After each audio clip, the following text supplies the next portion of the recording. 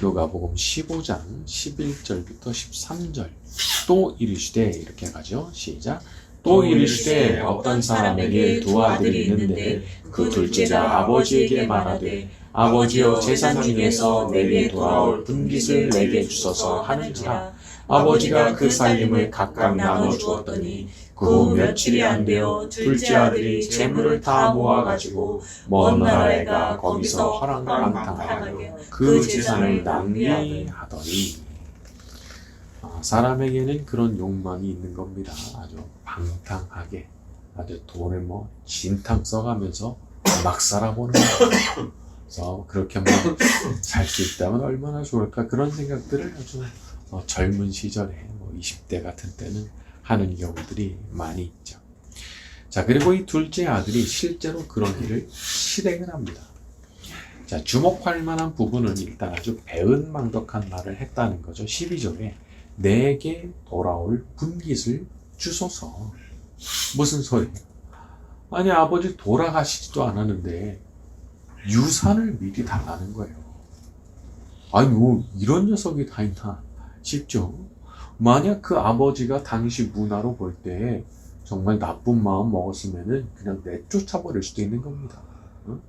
그 사실 아버지 마음에다가 대못을 꽂은 거죠. 자, 그런데 여기 보면 아버지가 그냥 그걸 나눠줍니다. 12절.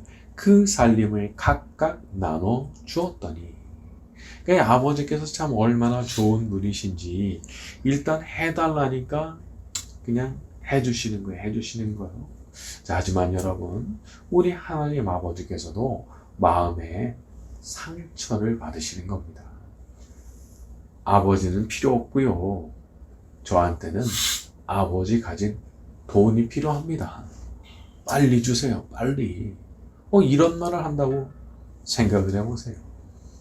얼마나 이게 부모들 입장에서 가슴이 찢어지겠습니까?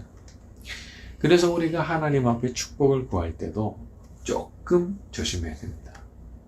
하나님 사모하고 하나님의 얼굴을 구하고 하나님을 더 사랑하고자 하는 그런 마음이 없이 그냥 무턱대고 내가 기도 많이 하니까 빨리 좋은 거 달라, 빨리 나한테 내놔 달라, 이렇게 하는 것은 좀 별로 이렇게 바람직하진 않은 거예요.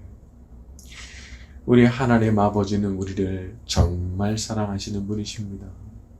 근데 그 아버지의 사랑은 무시하고 빨리 달라고 막 이렇게 성화만 한다고 하면 마음이 얼마나 괴로우시겠냐 말이죠. 그러니까 우리가 그런 식으로 만약에 기도를 한다고 그러면 그런 식으로 막 때를 써서 그렇게 하려고 한다면 그것은 어떻게 보면은 그거야말로 기복신앙에 해당하는 거예요. 무속종교하고 무슨 차이가 있어요? 신의 팔을 비틀어서 내 말을 듣게 하겠다. 그거랑 다를 바가 없다는 말이죠. 하나님은 우리를 아주 마음 깊이 사랑하시는 분이시고 우리와 사랑의 사귐을 가지고 싶어하는 분이십니다. 그래서 우리가 다른 어떤 기도보다도 제가 하나님의 얼굴을 구합니다. 제가 하나님의 얼굴 뵙길 원합니다. 이런 기도를 자주 드려야 되는 거죠. 그러니까 하나님 주시는 어떤 축복 그 자체 그런 게 아니고 하나님 자신을 구하는 기도. 내가 하나님 만나고 싶습니다. 이런 기도를 많이 드려야 된다는 거죠. 여러분, 만약 그런 기도를 드리게 된다면 우리 하나님께서 그런 기도를 얼마나 기뻐하시겠어요. 그리고 또 하나님께서 기뻐하신다고 하면 또 어떤 결과가 생기겠습니까? 정필동 목사님 자주 말씀하셨던 생각만 해도 주시는 축복, 그런 것이 사실은 그런 사람들에게 주어지는 거죠. 하나님 주시는 축복에만 매달리는 것이 아니라 언제나 하나님의 얼굴 배우는 일을 최우선으로 생각하는 저와 여러분이 되기를 바랍니다. 자, 우리 14절부터 17절로 갑니다. 다 없앤 후, 시작. 다 없앤 후 그 나라에 크게 흉년이 들어 그가 비로소 궁핍한지라 가서 그 나라 백성 중 한 사람에게 붙여 사니 그가 그를 들로 보내어 돼지를 치게 하였는데 그가 돼지 먹는 쥐염 열매로 배를 채우고자 하되 주는 자가 없는지라. 이에 스스로 돌이켜 이르되 내 아버지에게는 양식이 풍족한 품꾼이 얼마나 많은가. 나는 여기서 줄어 죽는구나. 자, 사람이 다 없어져 봐야 그때야 이제 자기한테 주어졌던 그 모든 일상들이 얼마나 감사한 일이었는지를 알게 되는 거죠. 참 이런 게 안타까운 게 사람이 이런 걸 미리미리 알면 좋은데 항상 없어지고 나서야 이제 이런 걸 깨닫는 경우가 많죠.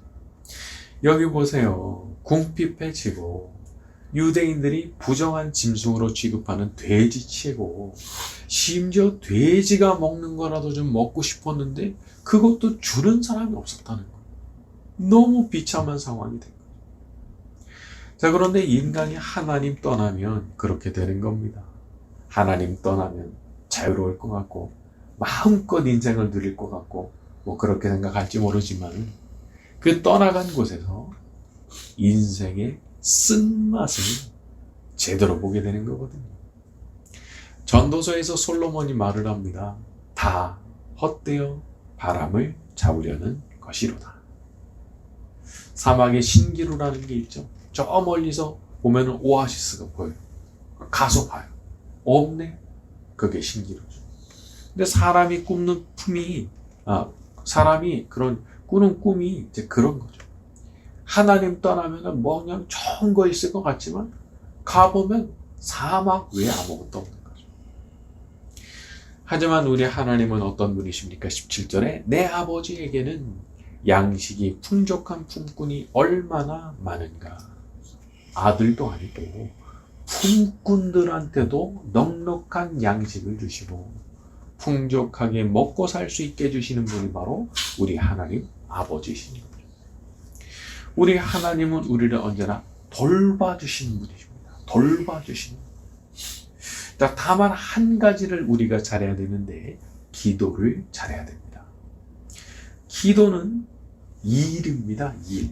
하나님께서 우리가 행해야 될 마땅한 수고요 노동으로 이걸 취급하시는 거예요. 그래서 기도를 하면 너 이랬구나 하시는 거예요. 근데 기도를 안 해. 이거 일 안 하는 거예요. 이걸 정말 잘 알아야 됩니다. 기도하면 일하고 있는 거예요. 하나님께서 그렇게 취급을 해주신단 말이에요.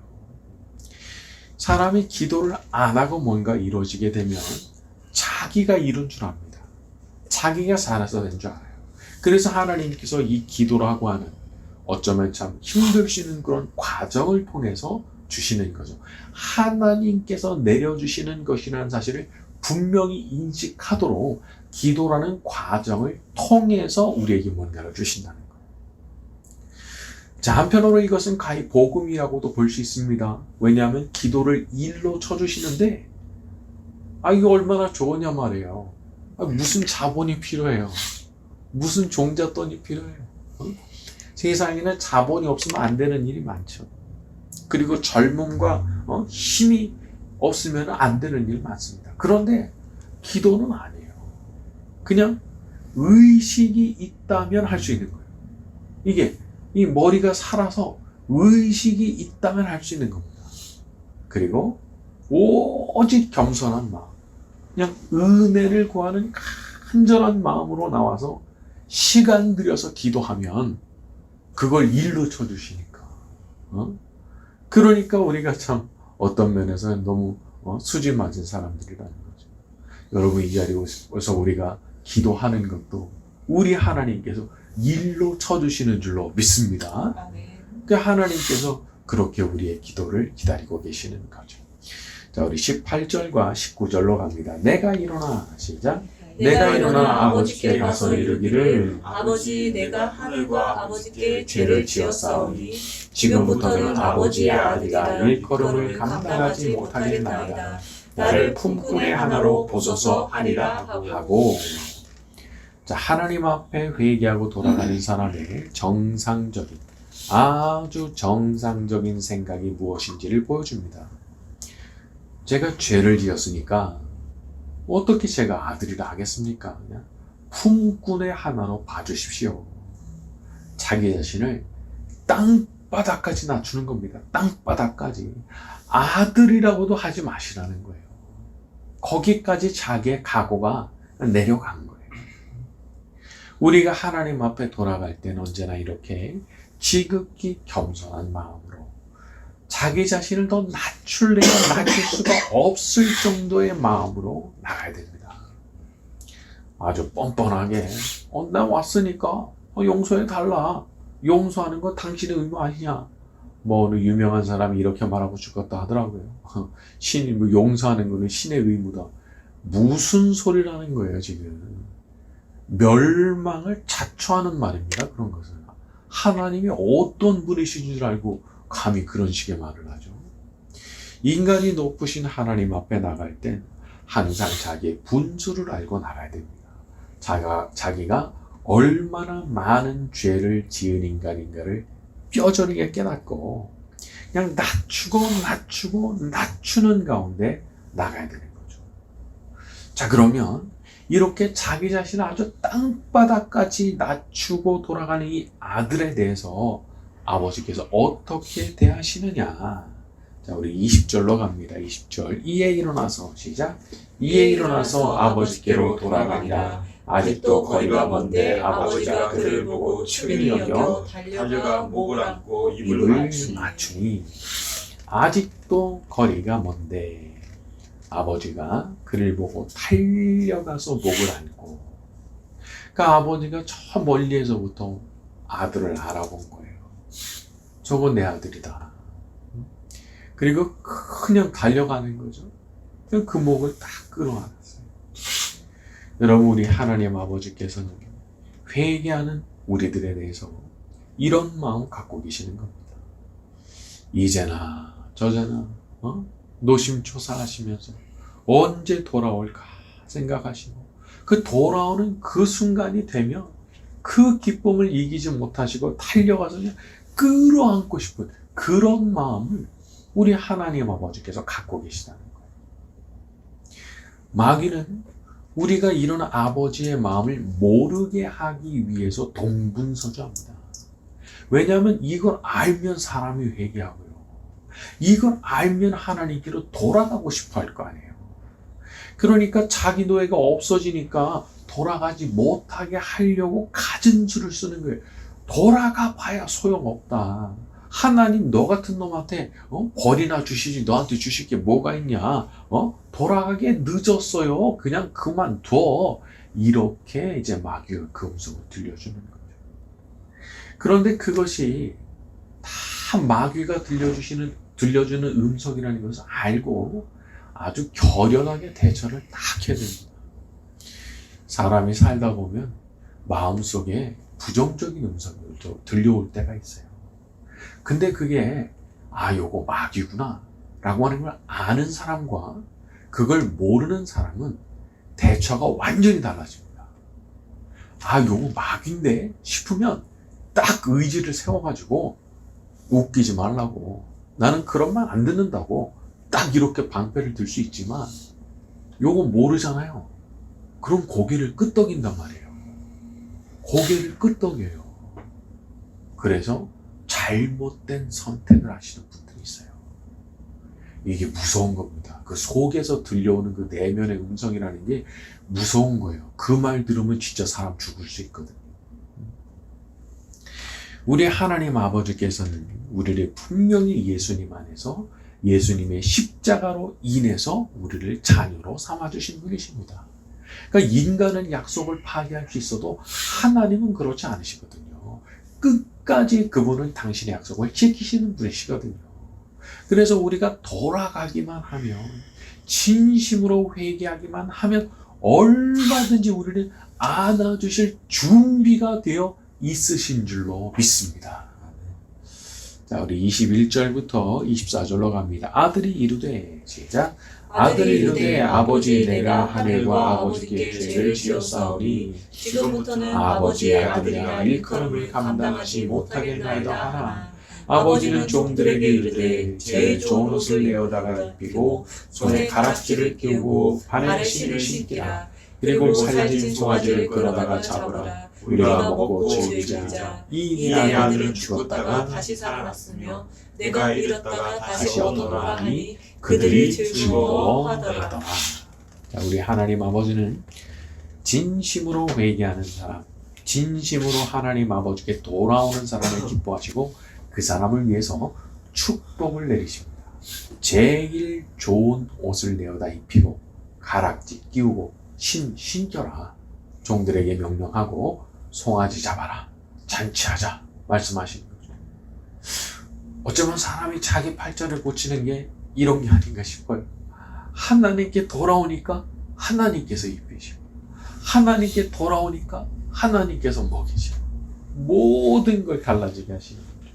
그러니까 하나님께서 이제부터는 돌아왔으니까 모든 걸 책임져 주시는 거예요.